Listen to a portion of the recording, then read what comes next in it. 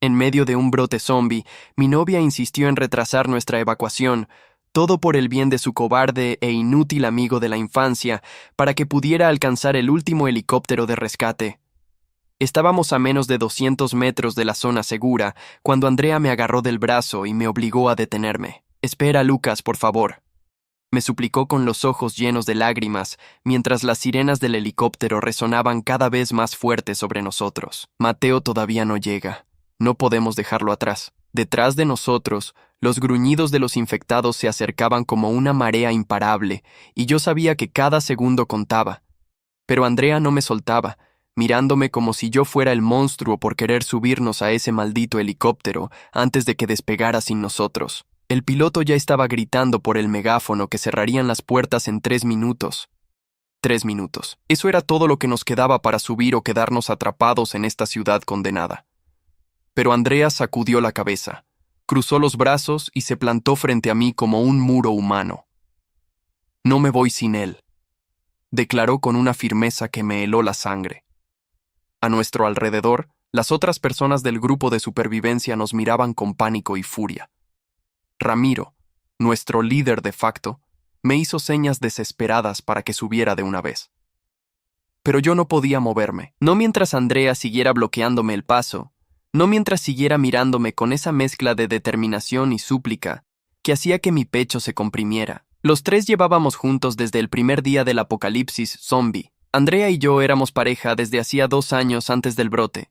Vivíamos juntos en un pequeño departamento cerca del centro. Cuando los infectados empezaron a aparecer, logramos salir de la ciudad y unirnos a un grupo de supervivientes que se refugió en un viejo almacén industrial. Mateo apareció 3 días después, golpeando la puerta de metal con los nudillos ensangrentados, suplicando que lo dejaran entrar. Andrea casi se desmayó al verlo.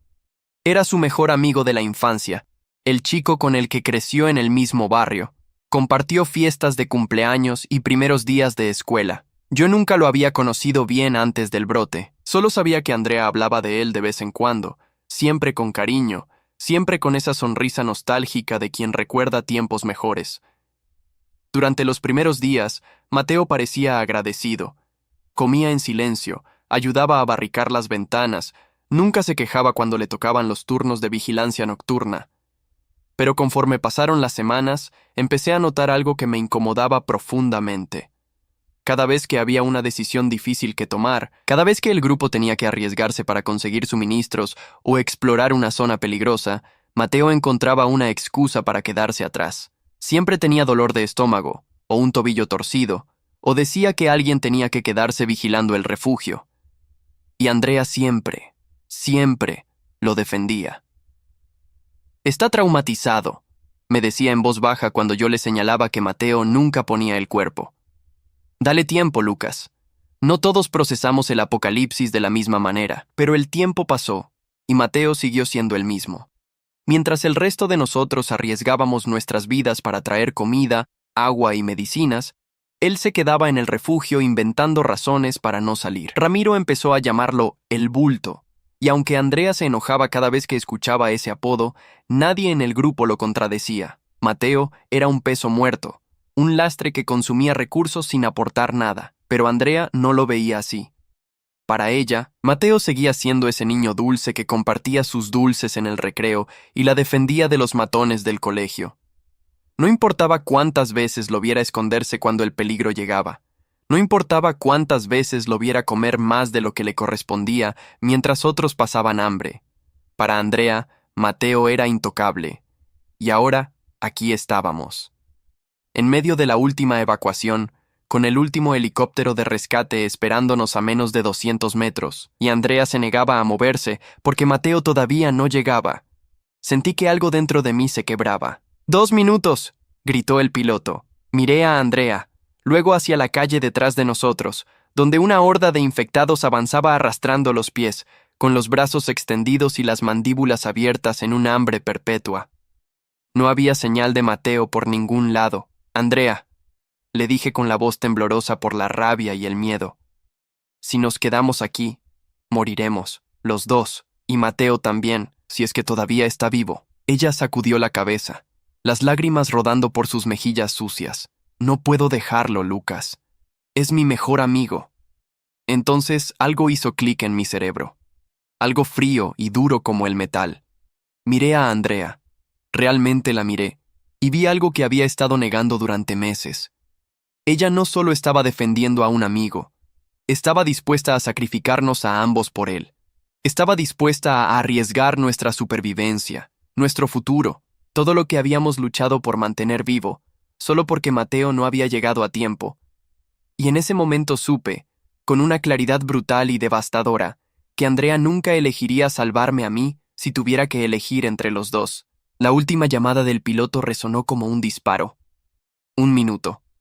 Andrea me miró suplicante, esperando que yo cediera, que dijera que esperaríamos juntos, que moriríamos juntos si era necesario, pero yo ya había tomado mi decisión. Aparté su mano de mi brazo con más fuerza de la necesaria y eché a correr hacia el helicóptero.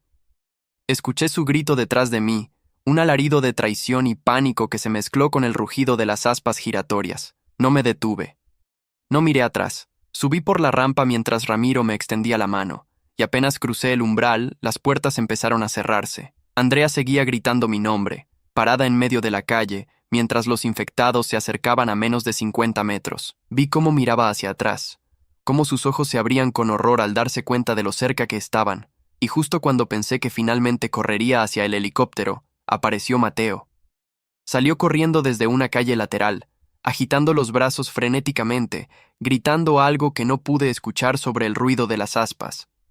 Andrea corrió hacia él, le agarró la mano, y ambos empezaron a correr hacia nosotros. Pero era demasiado tarde. El helicóptero ya estaba despegando, elevándose del suelo mientras las puertas terminaban de sellarse. Lo último que vi antes de que el helicóptero ganara altura fue a Andrea y Mateo corriendo desesperadamente, con la horda pisándoles los talones. Andrea levantó la mirada hacia mí una última vez, y en sus ojos vi algo que me perseguiría para siempre. No era miedo, era incomprensión absoluta, como si no pudiera creer que yo la había dejado atrás, como si yo fuera el villano de esta historia. El helicóptero se elevó sobre la ciudad en ruinas, y yo me desplomé contra la pared de metal, respirando entrecortadamente mientras el resto de los supervivientes me miraban en silencio. Nadie dijo nada, no hacía falta. Todos sabíamos lo que acababa de pasar. Yo había elegido salvarme en lugar de esperar a que Andrea tomara su decisión. Había elegido mi supervivencia sobre nuestra relación. Y aunque una parte de mí se sentía desgarrada por dentro, otra parte, una parte más fría y calculadora que nunca supe que tenía, sabía que había hecho lo correcto, porque al final, en medio del apocalipsis, la traición no es abandonar a alguien. La traición es pedirle a alguien que muera contigo. El viaje en helicóptero duró aproximadamente 45 minutos. Nadie habló durante el trayecto. El ruido de las aspas hacía imposible mantener una conversación normal, pero incluso cuando el piloto redujo la velocidad y el sonido disminuyó, el silencio persistió como una presencia física entre nosotros. Ramiro estaba sentado frente a mí, mirando por la ventanilla ovalada hacia la ciudad que desaparecía en la distancia. Su esposa, Claudia, tenía los ojos cerrados y apretaba contra su pecho una mochila desgastada que contenía todo lo que les quedaba en el mundo. A mi lado, un joven llamado Pedro masticaba chicle nerviosamente, sus rodillas temblando sin control. Me quedé mirando mis manos durante todo el viaje. Todavía podía sentir el agarre de Andrea en mi brazo, la desesperación en sus dedos cuando intentó detenerme. Cerré los ojos e intenté no pensar en lo que pudo haberles pasado después de que el helicóptero despegó. Intenté no imaginar a los infectados alcanzándolos, sus mandíbulas cerrándose sobre carne viva, los gritos que nadie escucharía, pero las imágenes venían de todos modos, proyectándose contra el interior de mis párpados como una película de terror que no podía detener. El helicóptero comenzó a descender. Abrí los ojos y miré por la ventanilla. Debajo de nosotros se extendía lo que parecía ser una antigua base militar reconvertida en campamento de supervivientes. Había barracas prefabricadas organizadas en filas perfectas, torres de vigilancia en cada esquina, y un perímetro de muros de concreto reforzados con alambre de púas y reflectores potentes. En el centro del complejo había una zona de aterrizaje marcada con pintura amarilla brillante, donde ya esperaban varios oficiales vestidos con uniformes de camuflaje y mascarillas protectoras. Aterrizamos con una sacudida que me hizo morder el interior de mi mejilla. El sabor metálico de la sangre llenó mi boca. Las puertas se abrieron y una ráfaga de aire frío entró en la cabina. Un oficial con insignias de capitán nos hizo señas para que bajáramos. «Bienvenidos a la base Esperanza», gritó sobre el ruido decreciente de las aspas. «Procederemos con el protocolo de descontaminación y registro. Por favor, formen una fila y sigan las instrucciones». El proceso fue mecánico y eficiente. Nos hicieron pasar por una carpa de descontaminación, donde nos rociaron con un líquido químico que olía a cloro y quemaba los ojos. Luego nos condujeron a otra carpa donde oficiales médicos nos revisaron en busca de mordidas o rasguños. Tuve que quitarme la camisa y girar lentamente mientras una mujer con guantes de látex examinaba cada centímetro de mi piel. «Limpio», declaró finalmente, marcando algo en una tablilla. «Siguiente». Después del examen médico nos llevaron a una barraca grande dividida en cubículos pequeños con literas de metal y mantas delgadas. Nos asignaron números. Yo era el 73. Me dieron una mochila con artículos básicos, 2 mudas de ropa, una botella de agua, barras de proteína, un kit de higiene personal. Las comidas se sirven en el comedor principal a las 7 de la mañana, mediodía y 6 de la tarde, explicó un joven soldado con acné en las mejillas. Hay un toque de queda a las 9 de la noche. No se permite salir de las barracas después de esa hora sin autorización. Las duchas están al final del pasillo. 5 minutos de agua caliente por persona, una vez al día. Me senté en mi litera y abrí la mochila. Saqué una de las barras de proteína y la desenvolvió lentamente. «Chocolate y cacahuate», decía el envoltorio. Le di un mordisco y el sabor artificial explotó en mi boca. Era la primera comida decente que probaba en semanas. En el refugio del almacén habíamos estado viviendo de latas oxidadas de frijoles y sopa aguada que Ramiro conseguía en sus incursiones cada vez más peligrosas. Esto sabía a lujo comparado con aquello. Ramiro se dejó caer en la litera de abajo de la mía. Escuché cómo suspiraba profundamente. El sonido de un hombre que finalmente puede permitirse relajarse después de meses de tensión constante. «Lo logramos», murmuró. Más para sí mismo que para mí. «Realmente lo logramos, carajo». Claudia se acurrucó a su lado, enterrando el rostro en su hombro. No estaba llorando, pero sus hombros temblaban de todas formas. No respondí, no sabía qué decir. ¿Lo habíamos logrado? Yo había sobrevivido, sí. Estaba vivo, alimentado, a salvo detrás de muros de concreto y alambres de púas. Pero Andrea estaba ahí afuera, probablemente muerta, probablemente convertida en una de esas cosas que arrastraban los pies por las calles destrozadas, buscando carne fresca. Y todo porque se había negado a subir sin Mateo. Todo porque para ella, su cobarde amigo de la infancia valía más que nuestra supervivencia conjunta. La rabia volvió, caliente y afilada como una cuchilla. Me obligué a terminar la barra de proteína, aunque el chocolate ahora sabía a cartón en mi boca. Necesitaba mantener las fuerzas. Necesitaba seguir adelante. No podía permitirme el lujo de desmoronarme ahora, no cuando finalmente había alcanzado algo parecido a la seguridad. Esa noche, durante la cena en el comedor principal, conocí a más supervivientes. La base albergaba aproximadamente a 300 personas, una mezcla caótica de civiles y militares que habían logrado llegar hasta aquí desde distintas partes del país. Había familias enteras, parejas, individuos solitarios como yo. Todos compartíamos la misma mirada vacía en los ojos, la expresión de quienes han visto demasiado y perdido más. Me senté en una mesa larga de metal junto a Pedro y una mujer mayor llamada Rosa, que había estado en el helicóptero con nosotros. Rosa comía lentamente, masticando cada bocado con cuidado metódico, como si temiera que fuera su última comida. «Mi esposo no lo logró», dijo de repente sin que nadie le preguntara. «Se torció el tobillo 2 calles antes de la zona de evacuación. Les dije que lo dejaran, que corrieran sin él, pero no me escucharon. Mis hijos tampoco lo lograron. Dejé caer mi tenedor». El sonido metálico resonó como un disparo en el comedor lleno de murmullos. «Lo siento», dije automáticamente, aunque las palabras sonaron huecas incluso para mis propios oídos. Rosa me miró con ojos apagados y sacudió la cabeza. «No lo sientas. Hice lo correcto. Ellos habrían hecho lo mismo por mí». Pero su voz temblaba cuando lo dijo, y supe que no se lo creía ni ella misma. Pedro empujó su bandeja lejos de él, el puré de papas todavía intacto. «¿Cómo se supone que vivamos con esto?», Preguntó en voz baja. ¿Cómo seguimos adelante sabiendo lo que dejamos atrás? Nadie respondió porque nadie tenía una respuesta. La supervivencia en el apocalipsis zombie no venía con un manual de instrucciones sobre cómo lidiar con la culpa del sobreviviente. Esa noche, acostado en mi litera mientras escuchaba los ronquidos y sollozos ahogados de los demás supervivientes, tomé una decisión. No iba a dejar que la culpa me consumiera. No iba a desperdiciar esta segunda oportunidad atormentándome por decisiones que no podía cambiar. Andrea había elegido a Mateo sobre nuestra supervivencia. Yo había elegido mi vida sobre su traición. Era simple como eso. Pero por más que me repetía esas palabras, por más que intentaba convencerme de que había hecho lo correcto, los sueños venían de todas formas. Esa primera noche soñé que estaba de vuelta en la zona de evacuación, parado frente al helicóptero mientras Andrea gritaba mi nombre. Pero en el sueño, cuando me daba la vuelta, no era Andrea quien me miraba.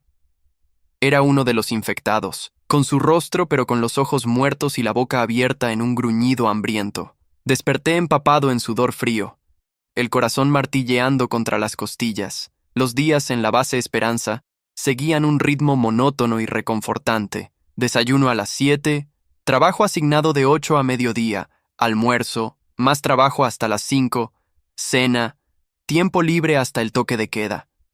Me asignaron a la cuadrilla de mantenimiento, un grupo de 20 personas encargadas de reparar las estructuras dañadas, reforzar los muros perimetrales y mantener los generadores funcionando. El trabajo era físico y agotador, exactamente lo que necesitaba para mantener mi mente ocupada. Mi supervisor era un hombre llamado Héctor, exingeniero civil con brazos del grosor de troncos de árbol y una barba gris que le llegaba hasta el pecho. No hablaba mucho, pero cuando lo hacía, sus palabras tenían peso. El trabajo duro salva vidas aquí, me dijo mi segundo día, mientras me enseñaba a mezclar cemento para reparar una grieta en el muro norte. Mientras estés ocupado, no tienes tiempo para pensar en lo que perdiste. Y cuando llega la noche y el cansancio te tumba, duermes sin soñar. Créeme, eso es un regalo. Tenía razón. Las primeras semanas fueron más fáciles de lo que esperaba, precisamente porque estaba demasiado agotado para pensar. Trabajaba hasta que los músculos me ardían. Comía sin saborear. Me duchaba en 5 minutos exactos y caía en mi litera como un peso muerto.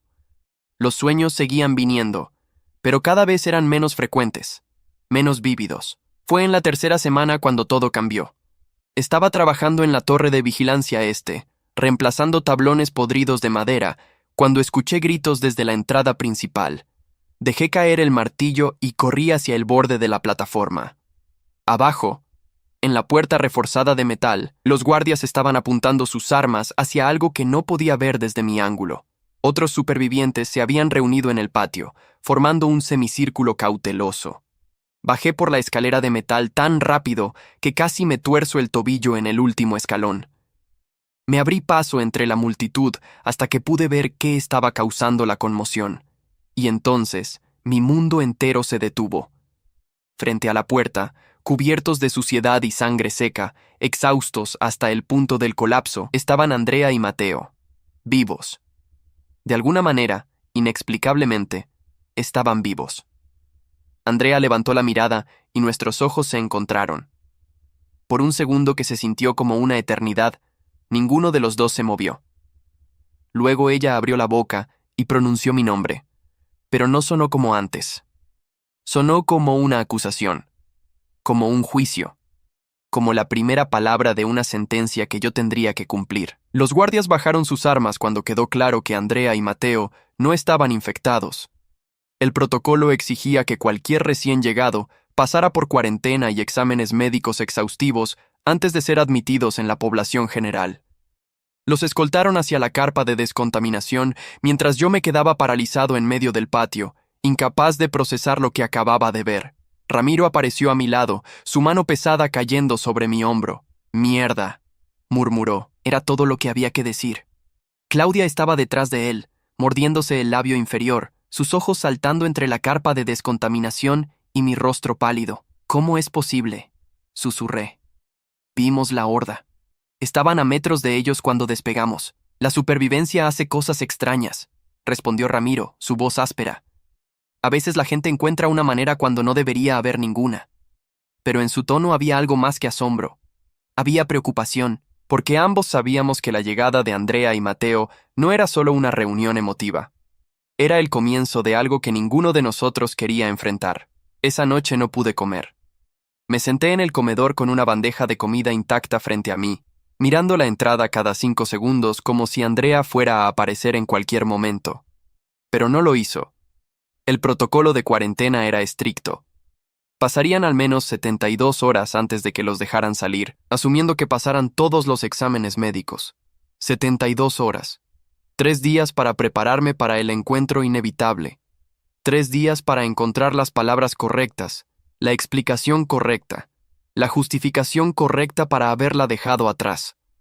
Pero por más que repasaba el escenario en mi cabeza, por más que ensayaba diferentes versiones de la conversación, ninguna sonaba bien. Ninguna sonaba como algo que no me haría parecer el monstruo que probablemente ella ya creía que era.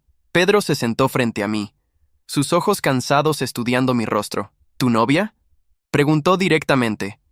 Asentí sin confiar en mi voz. Él silbó bajito. Eso es complicado, hermano. Complicado. Esa era una forma suave de decirlo. Ramiro se unió a nosotros, Claudia a su lado. Escucha, dijo Ramiro inclinándose hacia adelante. Lo que pasó en la evacuación, lo entiendo. Tomaste una decisión difícil bajo presión extrema. Cualquiera en tu lugar habría hecho lo mismo. Pero ella no lo verá así, interrumpió Claudia suavemente. Su mirada era compasiva, pero brutalmente honesta. Para ella la abandonaste. No importa que ella se negara a subir sin Mateo.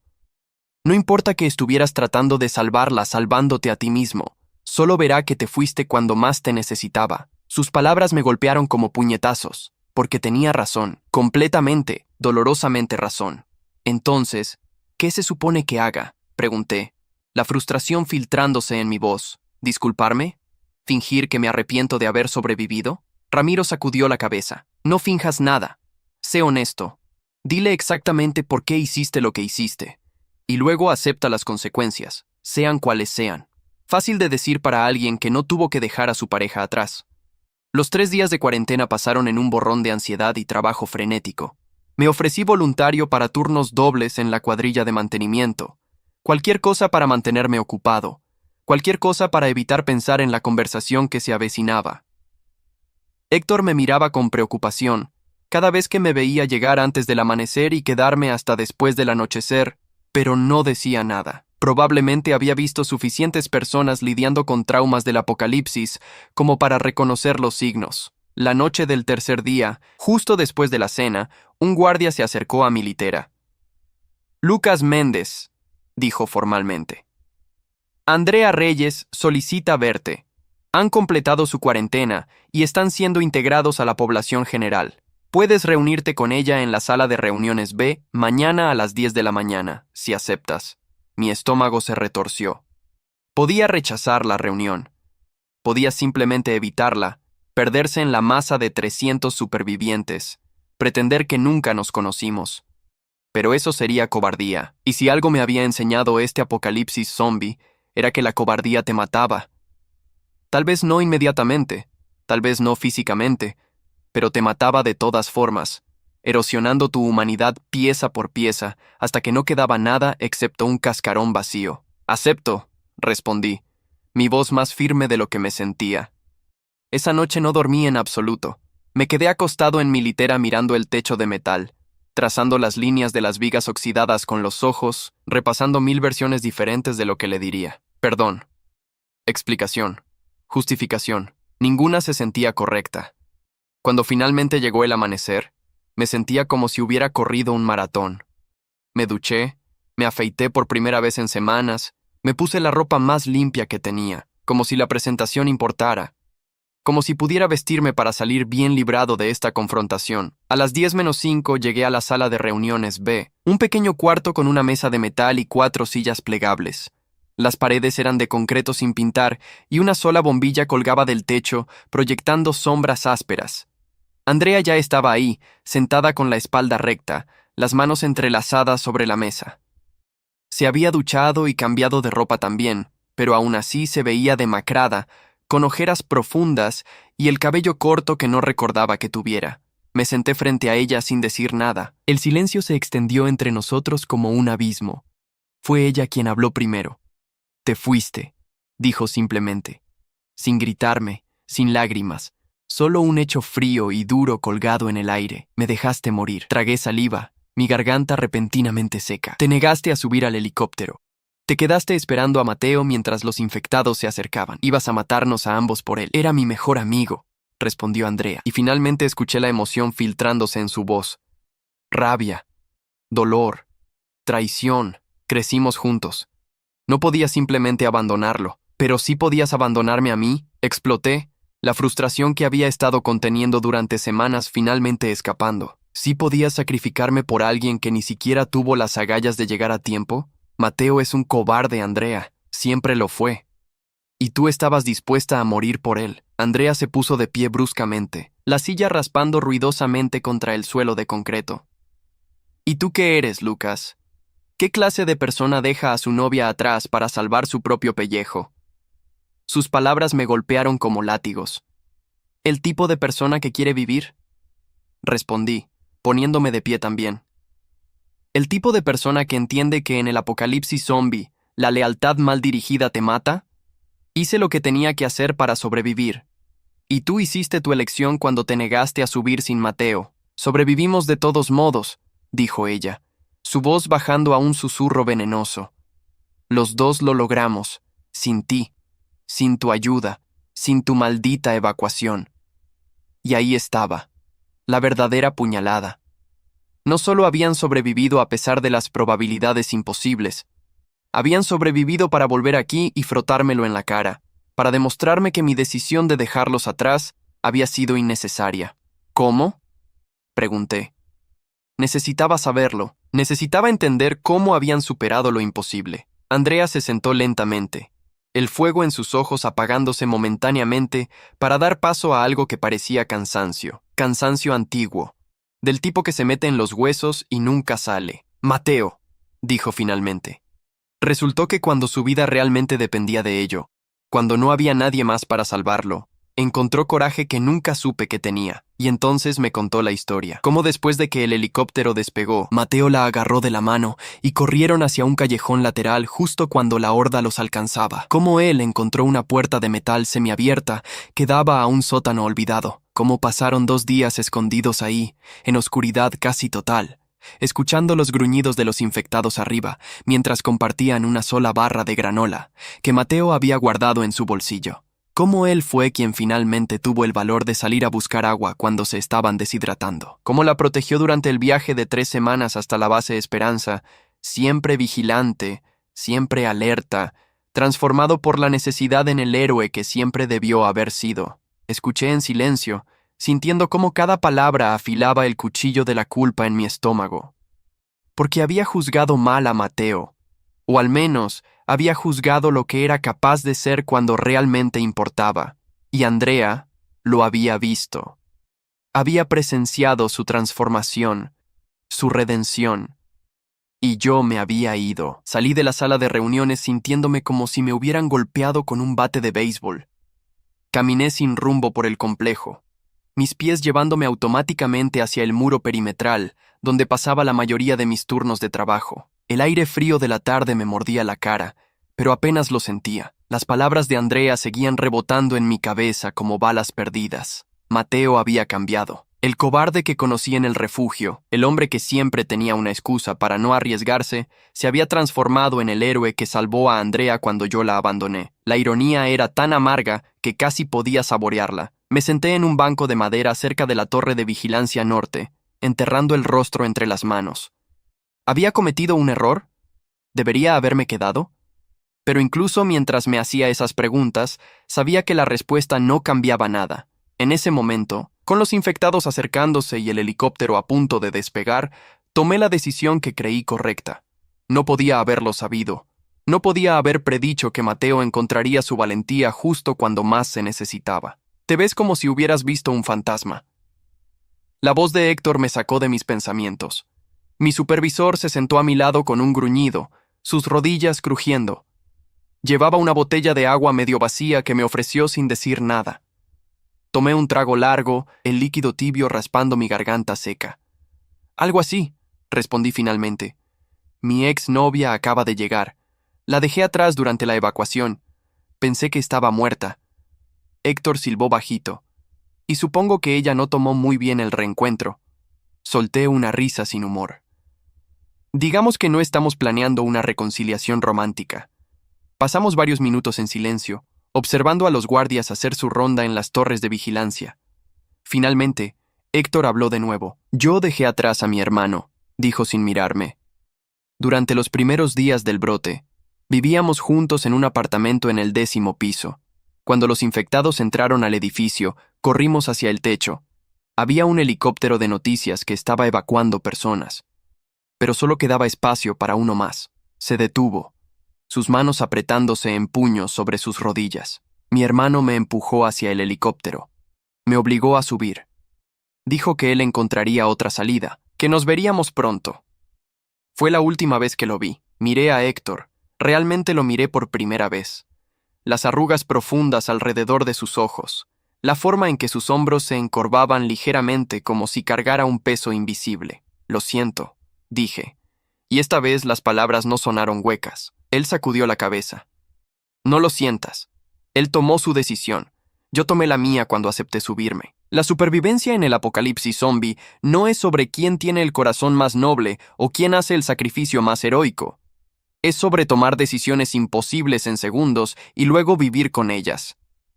¿Pero cómo vives con ello?, pregunté, la pregunta escapando antes de que pudiera detenerla.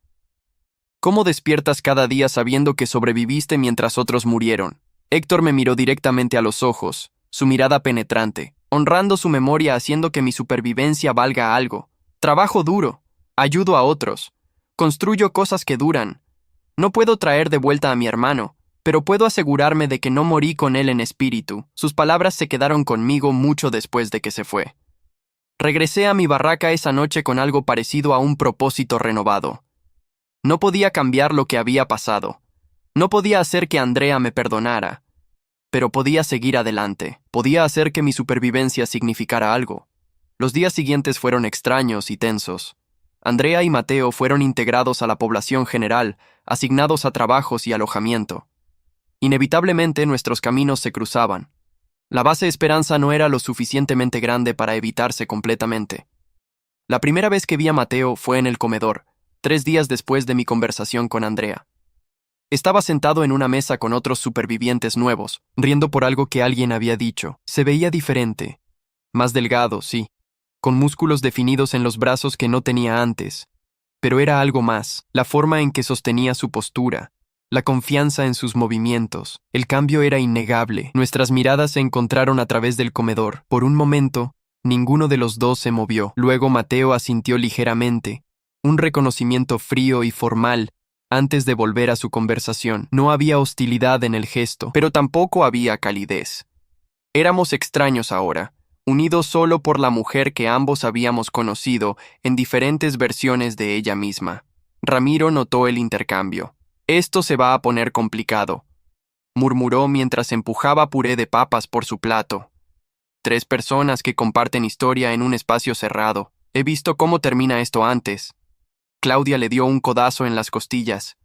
«No ayudas», le susurró. Pero todos en la mesa sabíamos que tenía razón. La tensión era palpable, una cuerda estirada esperando a romperse. La ruptura llegó 2 semanas después, durante una reunión comunitaria en el auditorio principal. El comandante de la base, un hombre severo llamado Coronel Vega, convocaba estas reuniones cada mes para discutir recursos, seguridad y planes futuros. Esta vez el tema era la expansión. «Hemos alcanzado capacidad máxima», explicó Vega, su voz amplificada por el micrófono. 300 personas es el límite de lo que nuestros recursos pueden sostener de manera sostenible. Necesitamos expandir nuestras operaciones de cultivo, establecer puestos avanzados para buscar suministros y potencialmente hacer contacto con otros enclaves de supervivientes. Eso significaba misiones fuera de los muros, misiones peligrosas en territorio infectado. El auditorio explotó en murmullos. Algunos supervivientes se ofrecieron voluntariamente de inmediato, ansiosos por contribuir o simplemente desesperados por hacer algo más que trabajar en la rutina monótona del campamento.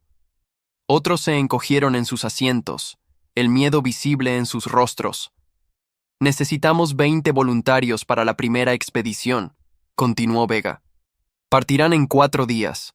El objetivo es una zona industrial a 30 kilómetros al oeste. Nuestros drones de reconocimiento identificaron varios almacenes que probablemente contengan suministros médicos y herramientas que necesitamos desesperadamente.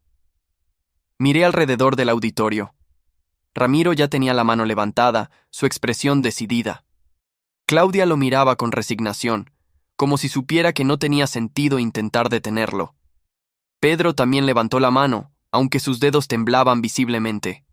Y entonces vi a Mateo levantarse, caminando hacia el frente del auditorio con pasos confiados. «Me ofrezco voluntario», dijo en voz alta. Las cabezas se giraron para mirarlo. Andrea estaba sentada 3 filas detrás de él, su rostro pálido. «Mateo, no», susurró, pero él no la miró. Vega anotó su nombre en una tablilla. «Excelente. ¿Alguien más?» Algo se encendió en mi pecho. Una mezcla de competitividad, orgullo herido y un deseo desesperado de probarle a Andrea, a Mateo, a mí mismo, que también era valiente, que también podía arriesgar mi vida por el bien común. Me puse de pie antes de poder pensarlo 2 veces. «Yo también», dije, mi voz resonando en el auditorio silencioso. Esta vez fue Mateo quien me miró. Nuestros ojos se encontraron, y algo pasó entre nosotros. Un desafío, una pregunta no formulada. Vega escribió mi nombre sin comentarios, pero vi la pequeña sonrisa en las comisuras de sus labios. Probablemente había visto este tipo de dinámicas antes. Hombres compitiendo por honor, por redención, por la atención de alguien que ya no los quería. Después de la reunión, Andrea me interceptó en el pasillo. Agarró mi brazo con fuerza suficiente para dejar marcas. «¿Qué estás haciendo?», siseó, «ofreciéndome voluntario para una misión». Respondí con calma, liberando mi brazo de su agarre. «Igual que Mateo, igual que otros 19 supervivientes». Sus ojos se entrecerraron. «Esto no es una competencia, Lucas. No puedes simplemente arriesgar tu vida para probarme algo. No estoy tratando de probarte nada», mentí. «Estoy tratando de ser útil, de contribuir. ¿No es eso lo que se supone que todos debemos hacer?». La frustración ardía en su mirada, pero finalmente soltó un suspiro derrotado. «Simplemente no hagas ninguna estupidez», murmuró antes de alejarse.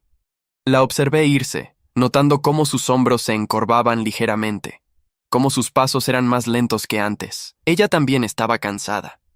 Cansada de la supervivencia, cansada del conflicto, cansada de todo. Los 4 días antes de la expedición pasaron en un torbellino de preparativos. Nos entrenaron en tácticas básicas de combate, nos enseñaron a usar las armas de fuego que nos proporcionarían, nos mostraron mapas detallados de la ruta que tomaríamos. El grupo de 20 voluntarios era diverso. Había exmilitares como Ramiro, civiles decididos como yo y Mateo, incluso una ex doctora llamada Teresa que insistió en venir porque necesitaríamos atención médica de campo. Durante el entrenamiento, Mateo y yo nos evitábamos cuidadosamente. Cuando el instructor nos emparejaba para ejercicios de combate cuerpo a cuerpo, ambos peleábamos con una intensidad que hacía que los demás se detuvieran a observar. Era catártico y terrible al mismo tiempo, canalizando meses de resentimiento y culpa en golpes controlados y llaves de inmovilización. «Ustedes 2 tienen historia», comentó el instructor, un ex marine llamado Sargento Torres. No era una pregunta. «Algo así», respondí mientras me limpiaba sangre de la nariz. Mateo me había conectado un buen golpe durante el último ejercicio. «Resuélvanlo antes de la misión», ordenó Torres bruscamente. «No puedo tener a 2 miembros del equipo con dramas personales cuando estemos en campo. Los infectados no se detienen a esperar mientras ustedes resuelven sus problemas». Mateo y yo nos miramos, luego asentimos al unísono. Sabíamos que tenía razón, pero resolver nuestros problemas era más fácil de decir que de hacer. La noche antes de la expedición no pude dormir. Me quedé acostado en mi litera, escuchando los sonidos familiares del campamento nocturno. El zumbido de los generadores, el cambio de guardia cada 4 horas, los ocasionales sollozos ahogados de alguien teniendo una pesadilla. Pensé en todo lo que había pasado desde el día de la evacuación. Las decisiones que tomé, las consecuencias que enfrenté, las relaciones que se rompieron. Y pensé en el mañana, en los peligros que enfrentaríamos más allá de los muros protectores, en la posibilidad muy real de que no regresara. Me pregunté si Andrea lloraría si moría, si Mateo sentiría algo, si alguien recordaría a Lucas Méndez como algo más que el tipo que dejó a su novia atrás. Finalmente me levanté y caminé hacia el área de observación en el muro este. Había aprendido que cuando no podía dormir, mirar las estrellas ayudaba.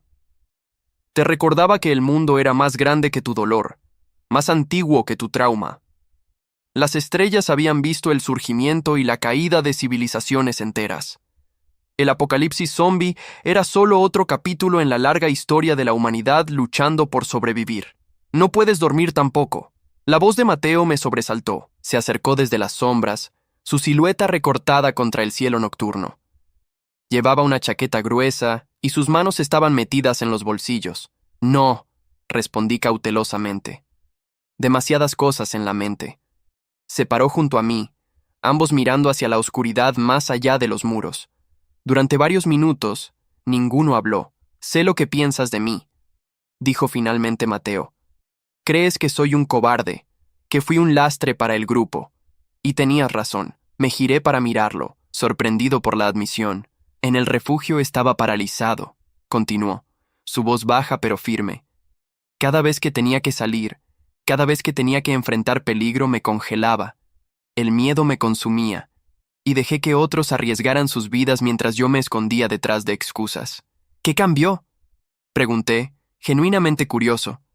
Mateo soltó una risa amarga. Cuando ese helicóptero despegó sin nosotros, cuando vi a Andrea colapsar en pánico, algo se rompió en mí, o tal vez algo se arregló. De repente el miedo no importaba, solo importaba mantenerla viva. Y resultó que cuando realmente no tienes opción, cuando es literalmente vida o muerte, encuentras fuerzas que no sabías que tenías. Asentí lentamente. Andrea me contó cómo sobrevivieron. Lo que hiciste. Hice lo que tenía que hacer, respondió simplemente. Lo mismo que tú hiciste cuando subiste a ese helicóptero. La comparación me tomó desprevenido. ¿Estás diciendo que no me culpas? Mateo se encogió de hombros. No es mi lugar culparte. Tomaste una decisión de supervivencia. Yo tomé otra. Ambos estamos vivos. Andrea está viva. Al final, eso es lo que importa. Ella te ama, dije, las palabras saliendo antes de que pudiera detenerlas. Mateo sacudió la cabeza. Ella me aprecia, me respeta, pero no me ama. No de la forma en que te amó a ti. Pasó una mano por su cabello corto. Durante esas 3 semanas caminando hasta aquí, hablamos mucho. Sobre todo. Sobre ti. Sobre lo que pasó. Y sí, está enojada. Está herida. Pero también entiende por qué lo hiciste. No parecía entenderlo cuando hablamos, dije amargamente. Dale tiempo, respondió Mateo. La traición es fácil de procesar inmediatamente. La comprensión toma más tiempo. Nos quedamos en silencio de nuevo, pero esta vez era un silencio más cómodo. No éramos amigos. Probablemente nunca lo seríamos.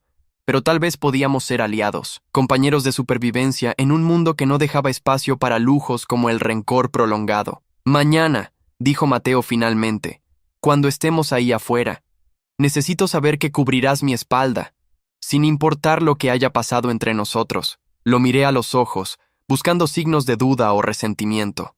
No encontré ninguno. Lo haré, prometí. Si tú cubres la mía. Extendió su mano. La observé por un momento, luego la estreché firmemente. Un pacto sellado no con palabras grandilocuentes ni disculpas elaboradas, sino con el simple entendimiento de 2 hombres que habían aprendido que la supervivencia requería poner el pasado a un lado. Cuando regresé a mi litera esa noche, finalmente pude dormir. Y por primera vez en semanas, no soñé con Andrea gritando mi nombre mientras el helicóptero despegaba. Soñé con el futuro, con lo que vendría después de la misión. Con la posibilidad, por pequeña que fuera, de que tal vez podría encontrar paz con las decisiones que tomé. El amanecer llegó demasiado rápido. A las 5 de la mañana, los 20 voluntarios nos reunimos en el patio principal, equipados con mochilas cargadas de suministros, armas aseguradas en fundas y chalecos tácticos que olían a sudor viejo y desinfectante. El coronel Vega nos dio un último informe, señalando el mapa desplegado sobre el capó de un camión militar. La zona industrial está aquí, dijo, golpeando con el dedo un punto marcado con círculo rojo. 32 kilómetros al oeste. Viajarán en 3 vehículos. El trayecto debería tomar aproximadamente 2 horas, asumiendo que no encuentren hordas grandes en el camino. ¿Y si las encontramos?, preguntó Teresa a la doctora, ajustando las correas de su mochila médica. Evaden, no enfrentan, respondió Vega firmemente. Su misión es recuperar suministros, no ser héroes. Si encuentran resistencia que no pueden manejar, se retiran inmediatamente. ¿Entendido? Todos asentimos, pero yo podía ver en los rostros de algunos que no todos compartían ese entendimiento. Había un brillo en los ojos de ciertos voluntarios, una mezcla de adrenalina y bravuconería que reconocí porque lo había sentido en mí mismo. El deseo de probar algo. Nos dividieron en 3 grupos de 6 y uno de 2. Yo quedé en el segundo vehículo, un camión blindado con ventanas reforzadas y neumáticos gruesos, diseñados para atravesar escombros. Ramiro era el conductor, con Teresa en el asiento del copiloto. En la parte trasera íbamos yo, Mateo, Pedro y una mujer silenciosa llamada Isabel, que había sido policía antes del brote. Mateo y yo terminamos sentados uno frente al otro, nuestras rodillas casi tocándose en el espacio estrecho. Intercambiamos una mirada breve, recordando nuestra conversación nocturna. Luego miramos hacia otro lado. Los portones de la base Esperanza se abrieron con un chirrido metálico. El primer vehículo arrancó, seguido por el nuestro, y finalmente el tercero. Mientras dejábamos atrás los muros protectores, sentí que mi estómago se tensaba. Había estado dentro de esos muros durante casi 2 meses, 2 meses de relativa seguridad, de rutina predecible. Ahora estábamos regresando al mundo de afuera, al territorio de los infectados, donde cada esquina podía esconder la muerte. Los primeros 20 kilómetros fueron sorprendentemente tranquilos. La carretera estaba mayormente despejada, con solo vehículos abandonados ocasionales que Ramiro maniobró alrededor con facilidad practicada. Pasamos por pueblos fantasma, ventanas rotas mirando como ojos vacíos, puertas abiertas balanceándose con la brisa. No vimos infectados, lo cual era tanto reconfortante como inquietante. Su ausencia significaba que o se habían movido a otras áreas o estaban escondidos en algún lugar esperando. Demasiado silencioso, murmuró Isabel, sus dedos tamborileando nerviosamente contra el rifle en su regazo. Ramiro gruñó en acuerdo desde el asiento delantero. No me gusta esto. Generalmente hay al menos algunos dispersos. Teresa revisó su equipo médico por tercera vez, un tic nervioso que había estado repitiendo cada 10 minutos. Tal vez tuvimos suerte, tal vez tomamos una ruta que evitó las concentraciones grandes, pero su optimismo sonaba forzado. Todos sabíamos que en el apocalipsis zombie, la suerte podía cambiar en un instante. El problema comenzó en el kilómetro 26. El primer vehículo de repente frenó bruscamente, haciendo que Ramiro pisara los frenos para evitar chocar contra él. «¿Qué demonios?», murmuró, inclinándose para ver mejor. Adelante. La carretera estaba bloqueada, no por escombros naturales, sino por una barricada deliberada, vehículos apilados unos sobre otros, formando un muro de metal retorcido que se extendía a ambos lados de la carretera. El líder del primer vehículo, un exmilitar llamado Capitán Morales, salió de su camión. Todos nosotros seguimos su ejemplo, formando un perímetro defensivo mientras evaluábamos la situación. «Esto es intencional», dijo Morales, caminando lentamente hacia la barricada. «Alguien lo construyó. Recientemente». Pedro señaló manchas oscuras en el pavimento. «Sangre. Mucha». «¿Supervivientes?», preguntó con voz temblorosa. «O algo peor», respondió Isabel, su rifle ahora apuntando hacia la barricada. «Necesitamos encontrar otra ruta», decidió Morales. «Todos de vuelta a los vehículos. Vamos a rodear por el norte y...». Un grito cortó el aire. Agudo, humano, lleno de terror absoluto. Venía de detrás de la barricada. Morales levantó la mano, indicando que todos se detuvieran. Durante 5 segundos que se sintieron como una eternidad, nadie se movió. Luego vino otro grito, este más corto, más desesperado, y después silencio. «Alguien está ahí», dijo Teresa, su rostro pálido. «Alguien necesita ayuda». Morales sacudió la cabeza firmemente. «Nuestras órdenes son claras. No tomamos riesgos innecesarios. Sea quien sea, no podemos». Otro grito. Este venía de una mujer, su voz quebrándose en un sollozo histérico. «Por favor, alguien, mi hijo». Mateo se movió antes de que alguien pudiera detenerlo. Corrió hacia la barricada, encontrando un hueco estrecho entre dos vehículos y escurriéndose a través de él. «¡Mateo!», grité, pero ya había desaparecido al otro lado. «¡Maldición!», siseó Morales. «Todos, posiciones defensivas. Tú y tú», señaló a mí y a Isabel. «Vayan tras él. El resto, mantengan este perímetro seguro». No tuve tiempo de pensar, solo de actuar. Isabel y yo corrimos hacia el hueco en la barricada, forzándonos a través del espacio angosto que raspaba contra nuestros chalecos tácticos. Al otro lado, el mundo cambió. Había sangre por todas partes. Cuerpos desperdigados en posiciones retorcidas, algunos claramente infectados, otros muy claramente humanos. Y en medio de la carnicería, una mujer estaba acurrucada sobre algo pequeño, sus brazos envolviendo protectoramente lo que parecía ser un niño. Mateo ya había llegado hasta ella, tirando de su brazo, tratando de hacerla levantarse. «¡Tenemos que irnos! ¡Ahora!». La mujer sacudió la cabeza frenéticamente, sus ojos desorbitados. «¡Mi hijo! ¡No puedo moverlo! ¡Su pierna!». Me acerqué y vi al niño. Tenía tal vez 8 años, su rostro contorsionado de dolor. Su pierna izquierda estaba atrapada bajo los restos retorcidos de un vehículo. «Necesitamos levantarlo», dije, evaluando rápidamente la situación. Isabel se unió a nosotros, y entre los tres comenzamos a empujar el metal. Era pesado, increíblemente pesado, pero lentamente comenzó a moverse, y entonces escuchamos el sonido que todos temíamos. Gruñidos. Docenas de ellos, cientos tal vez, venían desde ambos lados de la carretera, surgiendo de edificios que pensábamos estaban vacíos. Una trampa. La barricada había sido una trampa. «¡Más rápido!», gruñó Mateo, sus músculos temblando con el esfuerzo. Finalmente, con un último empujón desesperado, el metal se movió lo suficiente para que la mujer pudiera jalar a su hijo libre. El niño gritó cuando su pierna fracturada se movió, pero su madre lo levantó en sus brazos de todos modos, adrenalinada dándole fuerza sobrehumana. «¡Corran!», gritó Isabel, disparando su rifle contra los primeros infectados que se acercaban. El sonido de las balas era ensordecedor. Corrimos hacia la barricada, pero más infectados aparecían, cortando nuestra ruta de escape. Estábamos rodeados. «¡Plan B!», gritó Mateo, señalando un edificio cercano con la puerta colgando de las bisagras. «Ahí».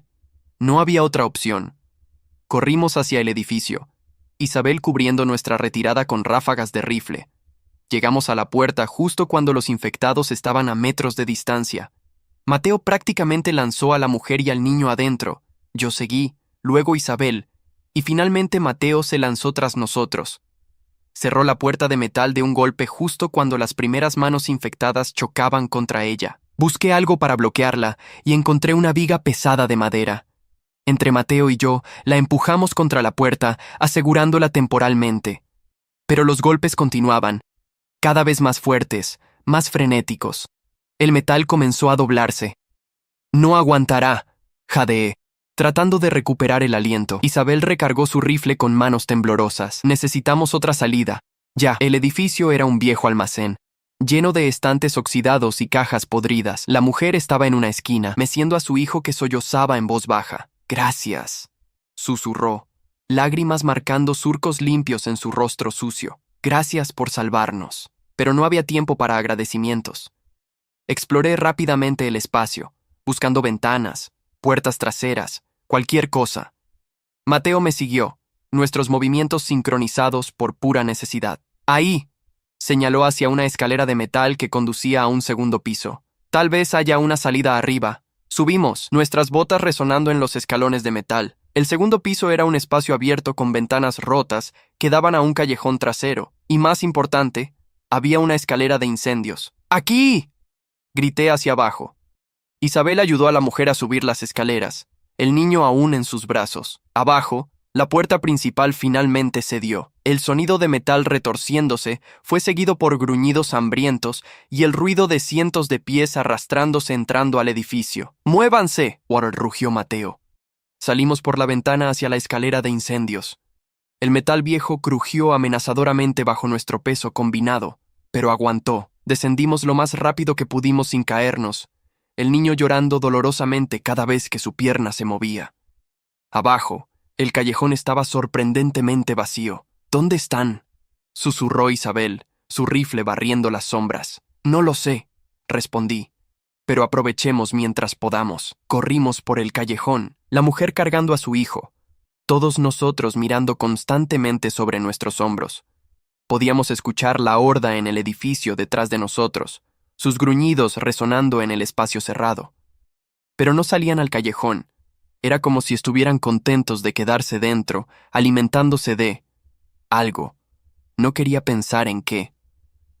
Después de lo que se sintió como kilómetros, pero probablemente fueron solo unas pocas cuadras, encontramos otra calle, y allí, como un milagro, estaban nuestros vehículos. Habían rodeado la barricada y nos estaban buscando. Ramiro nos vio primero. Su rostro mostró puro alivio antes de transformarse en determinación. ¡Suban! ¡Ahora! Nos lanzamos al camión, la mujer y el niño primero, luego Isabel, luego yo. Mateo fue el último, girándose para dar un último vistazo a la ciudad infectada detrás de nosotros antes de subir. Ramiro pisó el acelerador antes de que la puerta trasera se cerrara completamente. El camión rugió por la calle, alejándose de la zona de peligro, dirigiéndose hacia la relativa seguridad de la zona industrial que era nuestro destino original. En la parte trasera del camión, todos respirábamos pesadamente. Isabel revisaba compulsivamente su munición. La mujer susurraba palabras tranquilizadoras a su hijo, y Mateo me miraba con una expresión que no podía descifrar completamente. «Gracias», dijo finalmente, «por venir tras de mí». Asentí, todavía sin aliento para hablar. Pero algo había cambiado entre nosotros en esos minutos de puro terror y supervivencia. La barrera de resentimiento y competencia se había agrietado. No éramos amigos, todavía no. Pero éramos algo forjado en fuego y sangre y decisiones imposibles. Teresa se giró desde el asiento delantero, su rostro todavía pálido. La pierna del niño necesita atención inmediata. Está fracturada, probablemente en múltiples lugares. La mujer sollozó. «Por favor, sálvenlo. Es todo lo que me queda». Teresa asintió firmemente. «Haremos todo lo posible, pero necesitamos llegar a la zona industrial primero, encontrar esos suministros médicos. Aguanta un poco más, pequeño».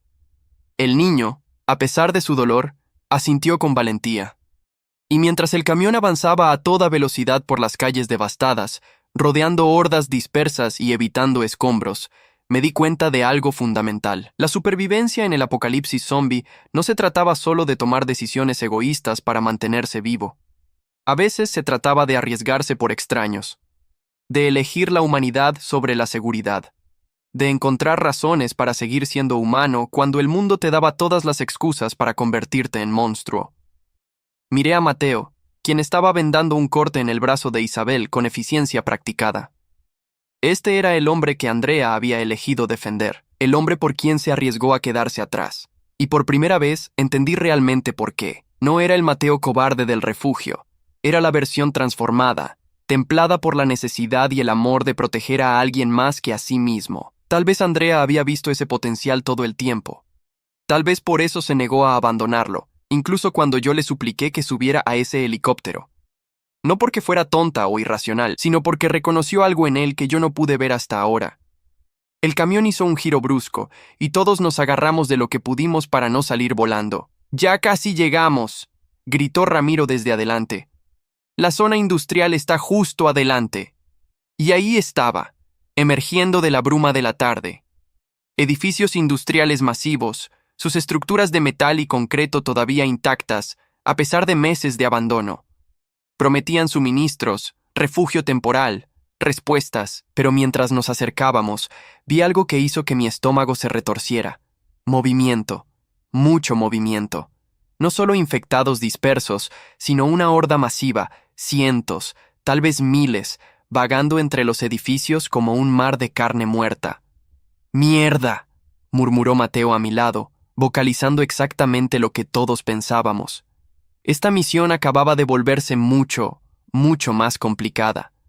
Morales ordenó que nos detuviéramos a 500 metros de la zona industrial. Los 3 vehículos se estacionaron en formación defensiva mientras los líderes evaluaban la situación con binoculares. Desde nuestra posición elevada en una colina pequeña, podíamos ver toda la extensión del desastre que nos esperaba.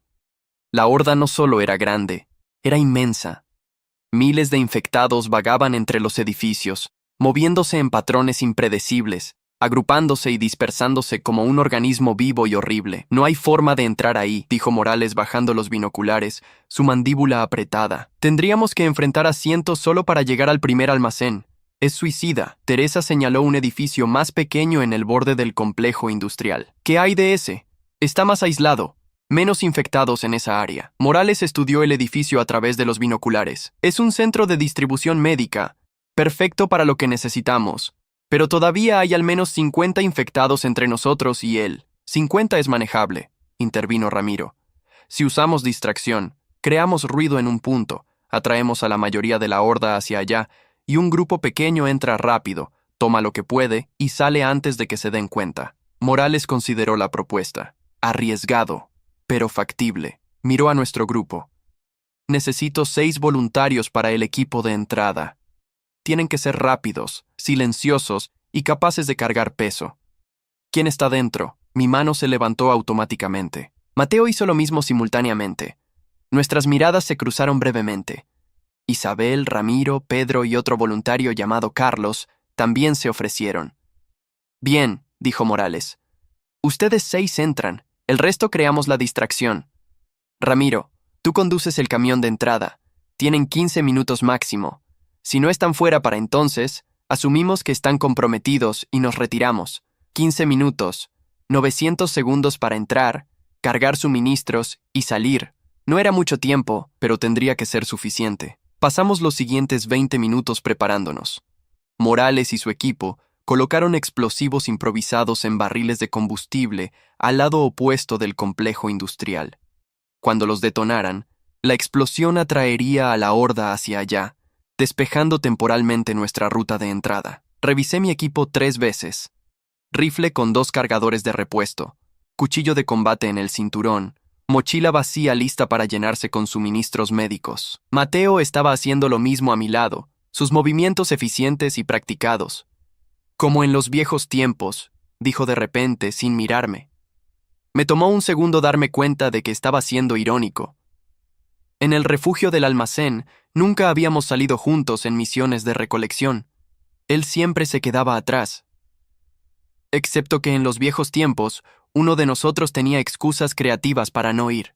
Respondí, manteniendo mi tono neutral pero con un toque de humor oscuro. Mateo soltó una risa corta. Sí, bueno, la gente cambia, o muere, a veces ambas. Teresa se acercó con el niño herido ahora sedado en una improvisada camilla en el tercer vehículo. Necesito antibióticos, morfina, vendajes de gasa estériles y si pueden encontrar un kit de sutura, sería perfecto, nos informó rápidamente. El niño tiene fiebre. Si no consigo esos medicamentos pronto, la infección se extenderá. Asentí, memorizando la lista. La presión de la situación cayó sobre mis hombros como un peso físico. No solo estábamos arriesgando nuestras vidas por suministros generales, estábamos arriesgándolas por un niño específico cuya vida dependía de nuestro éxito. Equipos, en posición, ordenó Morales. Subimos al camión de Ramiro. El plan era simple en teoría. Morales detona los explosivos, la horda se mueve hacia el ruido, nosotros conducimos rápido hacia el centro de distribución. Entramos, cargamos todo lo que podamos en 15 minutos y salimos antes de que los infectados regresen. Simple, en teoría. 30 segundos, anunció Morales a través del radio. Ramiro encendió el motor, manteniéndolo en ralentí. Todos en la parte trasera nos aferramos a lo que pudimos. La explosión fue ensordecedora. Incluso a 500 metros de distancia, sentimos la onda expansiva sacudir el camión. Una bola de fuego naranja brillante se elevó al cielo, seguida por una columna de humo negro. Y como si fueran tirados por hilos invisibles, los infectados giraron al unísono hacia el sonido. Miles de cabezas rotando, miles de cuerpos comenzando a arrastrarse hacia la fuente del ruido. ¡Ahora!, gritó Morales. Ramiro pisó el acelerador. El camión rugió cuesta abajo, directo hacia el centro de distribución médica. Los infectados que quedaban en nuestra ruta eran dispersos, desorientados por la explosión. Ramiro los atropelló sin reducir velocidad, sus cuerpos haciendo sonidos horribles al impactar contra el metal reforzado del camión. Llegamos al edificio en menos de 2 minutos. Ramiro frenó tan bruscamente que casi salgo volando hacia adelante. ¡Muévanse! ¡Muévanse! ¡Muévanse! Saltamos del camión, armas arriba, barriendo el área. 3 infectados vagaban cerca de la entrada. Isabel los derribó con 3 disparos precisos.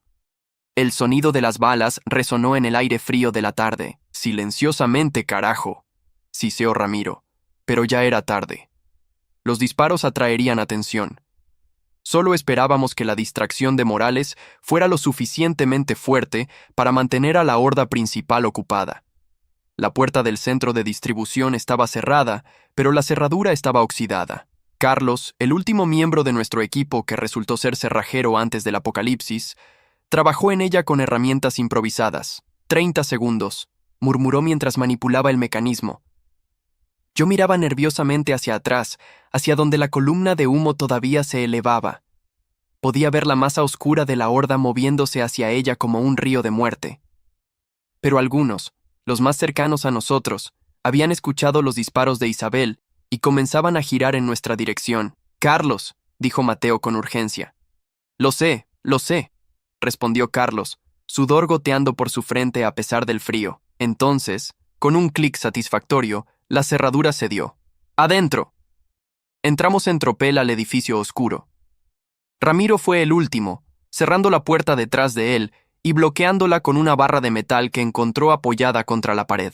«Enciendan las linternas», ordenó en voz baja. 6 haces de luz cortaron la oscuridad. El centro de distribución era exactamente lo que esperábamos. Filas y filas de estantes de metal llenos de cajas etiquetadas. Suministros médicos. Exactamente lo que necesitábamos. Pero el edificio también estaba perturbadoramente silencioso. Demasiado silencioso. «Manténganse alerta», susurró Isabel. «Este lugar podría tener infectados dentro». Nos dividimos en parejas. Isabel y Carlos tomaron el pasillo izquierdo. Pedro y Ramiro el derecho. Mateo y yo fuimos directo al centro, hacia donde una señalética medio caída indicaba «medicamentos de emergencia». Mientras corríamos entre los estantes, escaneando las etiquetas con nuestras linternas, Mateo habló en voz baja. «Después de esto, cuando regresemos a la base, voy a pedirle a Andrea que me dé una oportunidad». Me detuve en seco, casi tropezando con una caja caída. «¿Qué? Una oportunidad real», continuó, sin dejar de buscar en los estantes. «Como pareja. Creo que después de todo lo que pasamos juntos, después de que me salvó de mi propia cobardía, merezco intentarlo». Algo se retorció en mi pecho. No era celos exactamente. Era más complejo. Una mezcla de pérdida, aceptación y algo que podría haber sido el último vestigio de mi relación con Andrea finalmente soltándose. «Ella te dirá que no», dije finalmente, continuando mi búsqueda. Encontré una caja marcada a antibióticos de amplio espectro y la metí en mi mochila. «¿Por qué estás tan seguro?», preguntó Mateo, su voz tensa. «Porque ella todavía me ama», respondí, las palabras saliendo con una claridad que me sorprendió. «Está enojada conmigo, sí, dolida, sí, pero el amor no desaparece solo porque alguien te decepciona. Se transforma, se complica, pero no desaparece». Mateo se detuvo, su linterna iluminando mi rostro. «¿Y tú? ¿Todavía la amas?». Consideré la pregunta honestamente. «Sí», admití, «pero no de la manera que lo hacía antes. Ahora la amo lo suficiente como para dejarla ir si eso es lo que necesita para ser feliz, incluso si es contigo». No era mentira. En algún momento durante estos 2 meses, mi amor posesivo y desesperado por Andrea se había transformado en algo más maduro. Algo que reconocía que ella era su propia persona con sus propias decisiones, y que mi papel no era controlarla o convencerla, sino respetarla. «Eres mejor hombre de lo que pensé», dijo Mateo después de un momento.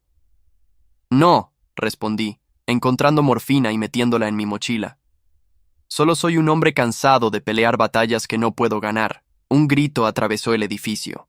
El grito de Pedro, agudo y aterrorizado, seguido por disparos. «¡Infectados! ¡Hay infectados aquí dentro!». Mateo y yo corrimos hacia la fuente del sonido, nuestras linternas rebotando salvajemente mientras nos movíamos. Encontramos a Pedro y Ramiro acorralados al final de un pasillo, disparando contra una docena de infectados que surgían de lo que parecía ser una oficina trasera. ¡Debieron estar durmiendo!, gritó Ramiro entre disparos. ¡El ruido los despertó! Isabel y Carlos aparecieron del otro lado, atrapando a los infectados en fuego cruzado. Los siguientes 30 segundos fueron caos puro. Disparos resonando en el espacio cerrado, casquillos de bala tintineando al caer, gruñidos de infectados mezclándose con gritos humanos. Mateo y yo nos unimos al combate, nuestras balas encontrando blancos con precisión nacida del entrenamiento reciente y pura adrenalina. Cuando el último infectado cayó, todos estábamos jadeando. Pedro tenía un rasguño largo en el brazo donde un infectado casi lo había agarrado. Teresa tendría que examinarlo cuando regresáramos. ¿Cuánto tiempo llevamos?, preguntó Ramiro recargando su rifle. Carlos revisó su reloj. 9 minutos. Nos quedan 6. Suficiente, dije. Agarren todo lo que puedan. Antibióticos, analgésicos, vendajes, cualquier cosa útil.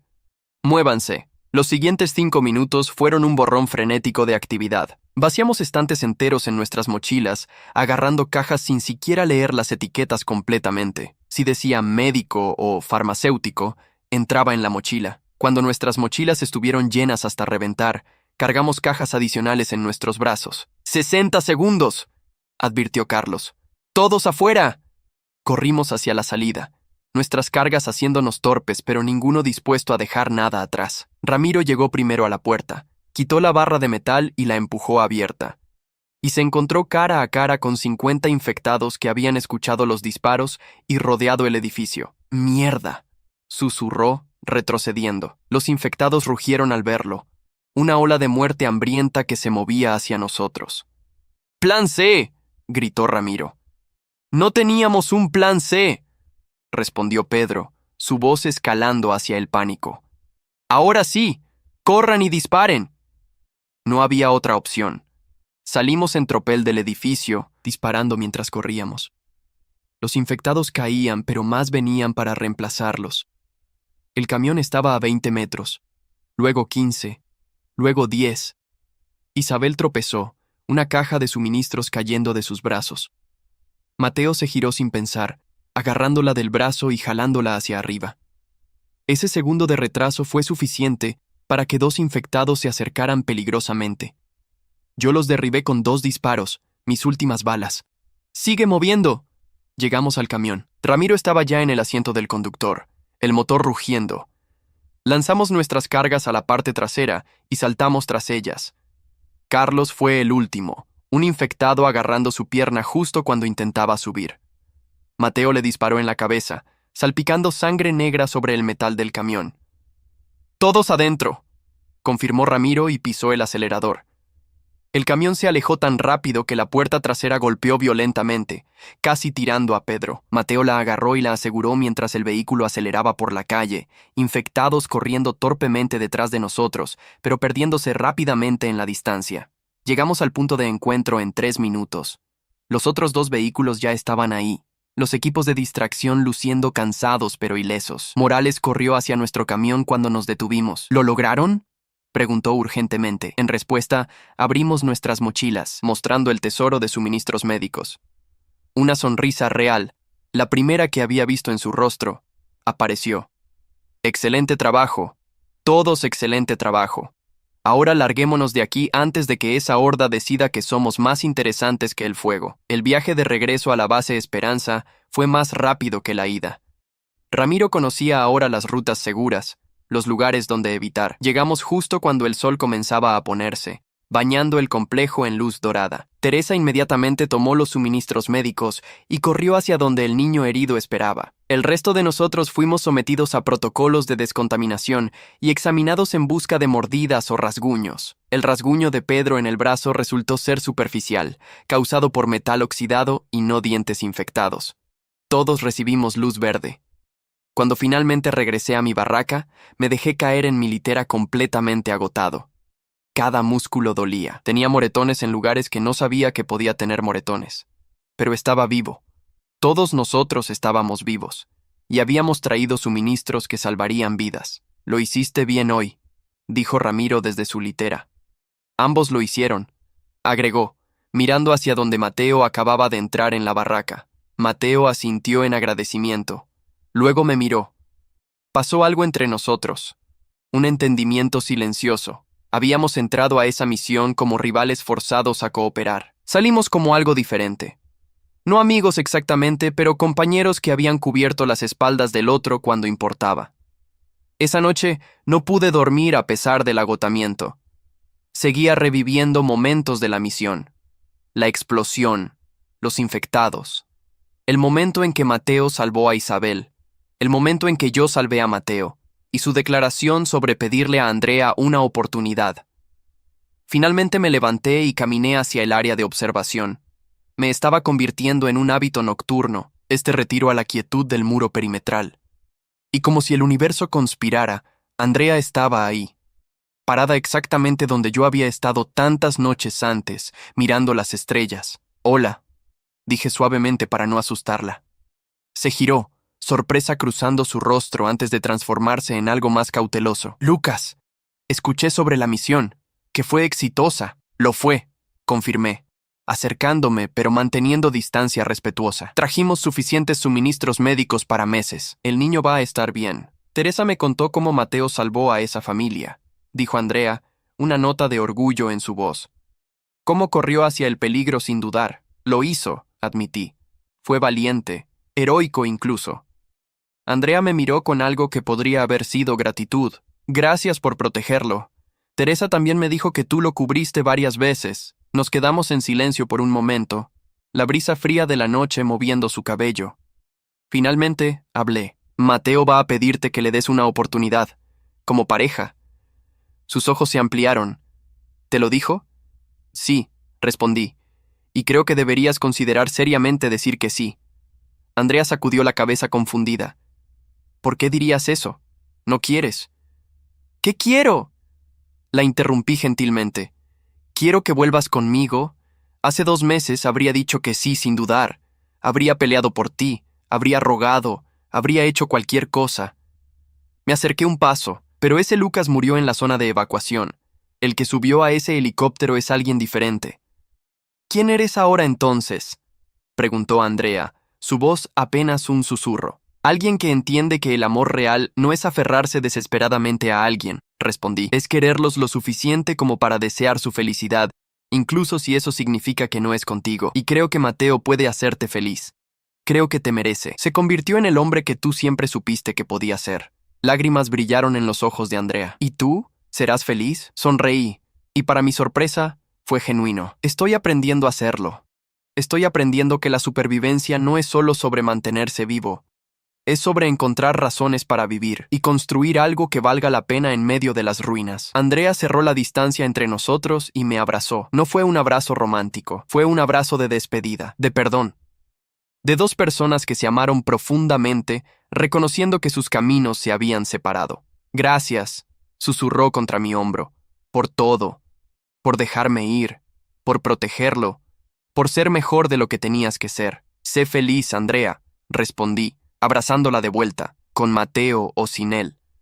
«Solo sé feliz». Nos separamos, ambos con lágrimas en los ojos pero sonrisas en los labios. Andrea se alejó primero, caminando de regreso hacia las barracas. La observé irse, sintiendo como el último peso de culpa y resentimiento finalmente se levantaba de mis hombros. No más sueños de Andrea gritando mi nombre.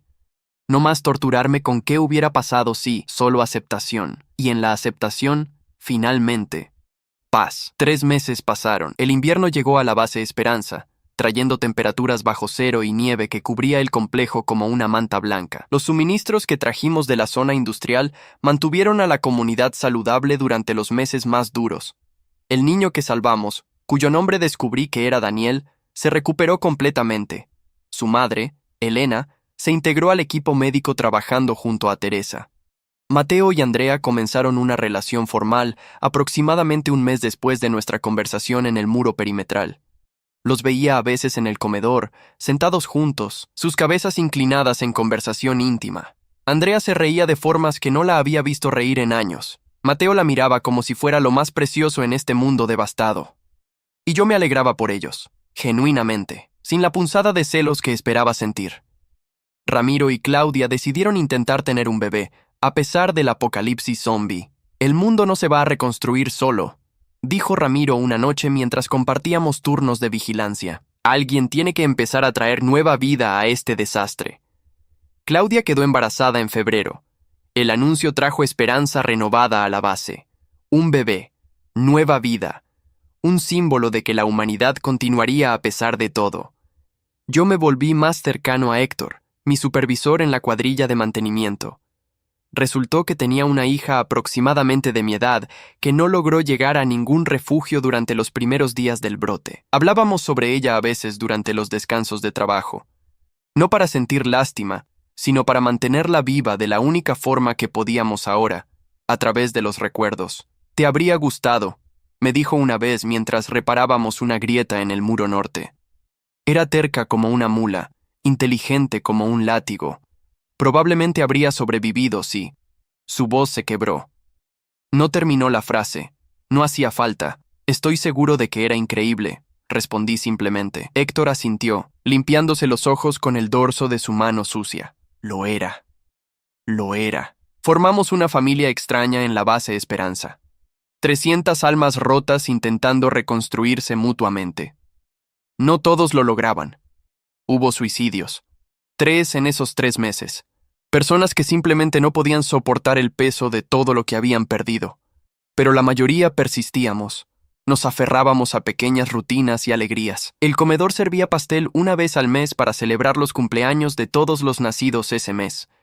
El comandante Vega instituyó noches de cine los viernes, proyectando películas viejas en el auditorio usando un generador especial.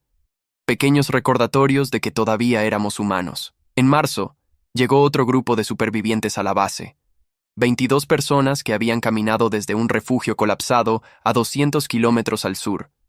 Entre ellos había una mujer llamada Sofía, aproximadamente de mi edad, con ojos cafés y una risa que era genuina a pesar de todo lo que había visto. Era veterinaria antes del brote, y la base la integró inmediatamente al equipo médico. Nos conocimos durante una reunión comunitaria, donde ella preguntaba sobre los protocolos de la base. Me ofrecía mostrarle alrededor. Terminamos caminando por el perímetro durante 2 horas, hablando sobre nuestras vidas antes del apocalipsis, sobre lo que habíamos perdido, sobre lo que esperábamos construir. ¿Tenías a alguien?, preguntó eventualmente, la pregunta inevitable. Tenía una novia, respondí honestamente. La dejé atrás durante una evacuación. Ella sobrevivió. Está aquí en la base, con otra persona ahora. Sofía me estudió con esos ojos cafés penetrantes. ¿Y cómo te sientes con eso? En paz, dije, y me sorprendió darme cuenta de que era verdad. Tomé una decisión imposible en un momento imposible. Ella tomó otra. Ambas decisiones nos trajeron aquí, vivos, seguros. Ya no puedo arrepentirme de eso. Sofía sonrió. Eso es maduro. La mayoría de la gente todavía está atrapada peleando guerras que ya terminaron. Estuve atrapado durante mucho tiempo, admití. Pero el apocalipsis zombie tiene una forma de obligarte a soltar cosas. O te destruye o te transforma. Elegí la transformación. Comenzamos a pasar más tiempo juntos. No era romance, todavía no. Era algo más simple. Amistad, compañerismo, 2 personas disfrutando la compañía del otro sin el peso de expectativas o historia. Caminábamos juntos después de las cenas. Compartíamos turnos de vigilancia. Ella me enseñó sobre anatomía animal, y yo le enseñé sobre reparaciones estructurales básicas. Un día de abril, Mateo se acercó a mí mientras trabajaba en la torre de vigilancia este. «Necesito hablar contigo», dijo. Su expresión seria. Bajé el martillo y le di mi atención completa. «Voy a pedirle a Andrea que se case conmigo», soltó sin preámbulos. «Sé que suena loco en medio del apocalipsis, pero quiero hacerlo oficial. Quiero que sepa que estoy comprometido con ella para lo que sea que venga». Procesé la información. Matrimonio. En el apocalipsis zombie. Era absurdo y hermoso al mismo tiempo. «Y me estás diciendo esto porque mereces saberlo primero», respondió Mateo. «Porque a pesar de todo, hay respeto entre nosotros. Y porque quiero tu bendición». Eso me tomó completamente por sorpresa. «¿Mi bendición?» «Sí», dijo simplemente. «Tú la conociste primero. La amaste primero. Y aunque esa relación terminó, todavía significa algo». Extendí mi mano. «Tienes mi bendición. Y más que eso, tienes mi felicitación. Cuídala. Hazla feliz. Y por el amor de Dios, no dejes que su terquedad los meta en problemas. Mateo se rió, estrechando mi mano firmemente. Lo intentaré. Aunque honestamente, su terquedad es parte de lo que la hace increíble. Es verdad, admití con una sonrisa. Mateo propuso 2 semanas después en el comedor durante la cena. Se arrodilló frente a todos. Sacó un anillo improvisado hecho de cable de metal pulido y le preguntó a Andrea si quería casarse con él. El comedor entero quedó en silencio. Andrea, con lágrimas rodando por sus mejillas, dijo que sí. El lugar explotó en aplausos y vítores. Incluso yo aplaudí, genuinamente feliz por ellos. La boda se realizó un mes después, en mayo, cuando la nieve finalmente se derritió y los primeros brotes verdes comenzaron a aparecer alrededor del complejo. El comandante Vega ofició la ceremonia en el patio principal. Todos los 300 residentes de la base asistieron. Andrea usó un vestido blanco improvisado que varias mujeres habían cosido juntas de sábanas limpias. Mateo usó su uniforme de trabajo más limpio. No había anillos de oro ni flores elegantes. Pero había amor, real, duro, forjado en supervivencia y traición y perdón. Durante los votos, cuando Mateo prometió amar a Andrea en la salud y en la enfermedad, en buenos tiempos y malos, hasta que los infectados los separen, todos se rieron. Era un voto modificado para nuestros tiempos. Andrea prometió lo mismo, su voz clara y fuerte. Los miré desde mi lugar en la multitud, parado junto a Sofía, quien había entrelazado su mano con la mía en algún punto de la ceremonia, y me di cuenta de que no sentía dolor, solo alegría por 2 personas que habían encontrado algo hermoso en medio del horror. En la recepción improvisada después, donde el comedor sirvió una comida especial y alguien había encontrado un viejo reproductor de música que tocaba canciones pre-apocalipsis, Mateo se acercó a mí. «Gracias», dijo simplemente. «¿Por qué?», pregunté, genuinamente confundido. «Por todo, por cubrirme en esa misión, por tu bendición, por dejarla ir con gracia». Levanté mi copa de agua, ya que el alcohol era un recurso demasiado precioso para malgastar. «Por nuevos comienzos en viejos finales». Mateo chocó su copa contra la mía. «Por la supervivencia que vale algo». Andrea se unió a nosotros, su rostro radiante de felicidad. Miró entre Mateo y yo, y algo en su expresión se suavizó. «Gracias, Lucas», dijo, «por ser el hombre que necesitaba ser para que yo pudiera encontrar al hombre que necesitaba». Era una forma complicada de decir gracias por dejarme ir, pero la entendí. «Sé feliz, Andrea. Los dos. Constrúyanse una buena vida aquí». «Lo haremos», prometió Mateo, envolviendo su brazo alrededor de la cintura de Andrea. «¿Y tú?», preguntó Andrea mirando hacia donde Sofía estaba hablando con Teresa. «¿Encontraste tu felicidad?». Seguí su mirada. Sofía me vio mirando y sonrió. Esa sonrisa genuina que había llegado a apreciar profundamente. «Estoy empezando a», admití. «No es lo que esperaba, pero tal vez es exactamente lo que necesito». Andrea se paró de puntillas y besó mi mejilla. Entonces todo salió bien al final. Se alejaron, mano con mano, hacia la pista de baile improvisada donde otros supervivientes se balanceaban con la música. Los observé por un momento. Luego me dirigí hacia Sofía. «¿Quieres bailar?», le pregunté. Ella levantó una ceja. «¿Sabes bailar?». «Terriblemente», admití. «Pero en el apocalipsis zombie, creo que los estándares son más bajos». Sofía se rió y tomó mi mano. «Bueno, entonces, mostrémosle a este mundo arruinado que todavía podemos encontrar alegría en los desastres». Bailamos, torpe y maravillosamente, entre otros supervivientes que estaban haciendo lo mismo. Y mientras la música tocaba y la noche caía sobre la base Esperanza, me di cuenta de algo fundamental. La historia que comenzó en esa zona de evacuación, cuando tomé la decisión de subir al helicóptero sin Andrea, no era una historia de traición, era una historia de supervivencia, de transformación, de aprender a soltar lo que no puedes controlar y abrazar lo que puedes construir. Había dejado a Andrea atrás para salvarme. Ella había elegido a Mateo sobre la evacuación inmediata. Ambas decisiones nos dolieron. Ambas decisiones nos cambiaron. Pero ambas decisiones, de formas extrañas e impredecibles, nos trajeron exactamente a donde necesitábamos estar. Andrea encontró a alguien que la amaba con la devoción nacida de casi perderla. Mateo encontró el valor que nunca supo que tenía, y yo encontré paz con decisiones imposibles y la posibilidad de nuevos comienzos. 6 meses después de esa noche, Ramiro y Claudia tuvieron su bebé, una niña saludable que lloraba con pulmones fuertes y agarraba dedos con pequeños puños determinados. La llamaron Esperanza, como la base que la protegía.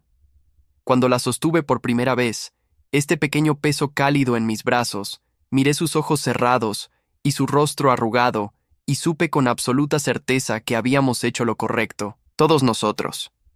Cada decisión imposible, cada sacrificio, cada elección egoísta que nos mantuvo vivos, nos había traído a este momento, a este bebé que representaba el futuro de la humanidad. Sofía estaba a mi lado, mirando a Esperanza con asombro. «Hermosa», susurró. «Lo es», acordé. Un milagro en medio del apocalipsis zombie. Mateo y Andrea estaban allí también, sus manos entrelazadas, sus rostros brillando con esperanza mientras miraban a la bebé. Los 4 nos quedamos así por un momento, un círculo imperfecto de supervivientes que habían encontrado formas de perdonarse mutuamente y a sí mismos. El apocalipsis zombie había tomado casi todo. Nuestras vidas antiguas, nuestros seres queridos, nuestras ilusiones de control. Pero nos había dado algo también: claridad, propósito, y el entendimiento de que la supervivencia no es solo sobre respirar. Es sobre encontrar razones para seguir adelante, construir algo que dure, transformar traición en perdón, miedo en valentía, finales en nuevos comienzos. Devolvía esperanza a Claudia, quien la meció gentilmente contra su pecho. Ramiro tenía lágrimas en los ojos mientras miraba a su hija. «Ella nunca conocerá el mundo que perdimos», dijo en voz baja. «No», acordé, «pero tal vez podamos construirle uno mejor». Esa noche, parado en mi lugar habitual en el muro perimetral, mirando las estrellas que habían sido testigos de toda la transformación humana, pensé en el Lucas que subió a ese helicóptero hace un año. Pensé en cómo ese momento definió todo lo que vino después. Y me di cuenta de que si pudiera regresar, si pudiera estar en esa zona de evacuación nuevamente con Andrea gritándome que esperara a Mateo, tomaría exactamente la misma decisión. No porque fuera la decisión moralmente correcta, no porque me hiciera un héroe, sino porque era mi decisión. Una que tomé en un segundo de puro instinto de supervivencia y que pasé meses aprendiendo a vivir con ella. El apocalipsis zombie me había enseñado que no todas las decisiones tienen respuestas correctas. A veces solo tienes elecciones imposibles entre malos resultados.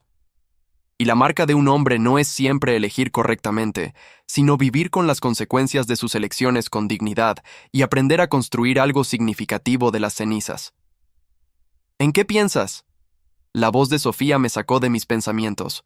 Se acercó, envolviendo una manta alrededor de mis hombros. El clima todavía era frío por las noches. «En cómo llegamos aquí», respondí, «en todas las decisiones imposibles que nos trajeron a este momento». Sofía asintió, entendiendo sin necesidad de más explicación. Ella tenía sus propias decisiones imposibles, sus propios fantasmas que visitaba en noches tranquilas. «¿Te arrepientes de algo?», preguntó. Consideré la pregunta honestamente. Me arrepiento del dolor que causé. Me arrepiento de que tuvo que ser tan difícil. Pero no me arrepiento de sobrevivir. No me arrepiento de estar aquí ahora, contigo, construyendo algo nuevo. «Buena respuesta», dijo Sofía, apoyando su cabeza contra mi hombro. Nos quedamos así, 2 supervivientes encontrando consuelo en la compañía del otro, mientras el mundo seguía girando y los infectados seguían vagando más allá de los muros y la vida, obstinada y hermosa, continuaba de todos modos. Porque al final, eso es lo que significa la supervivencia en el apocalipsis zombie. No solo mantenerse vivo, sino encontrar razones para vivir.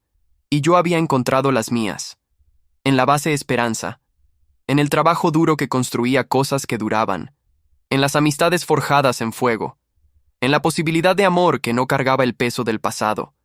Y en el perdón, tanto dado como recibido, que finalmente me permitió soltar la culpa y abrazar el futuro. Andrea y Mateo encontraron su felicidad.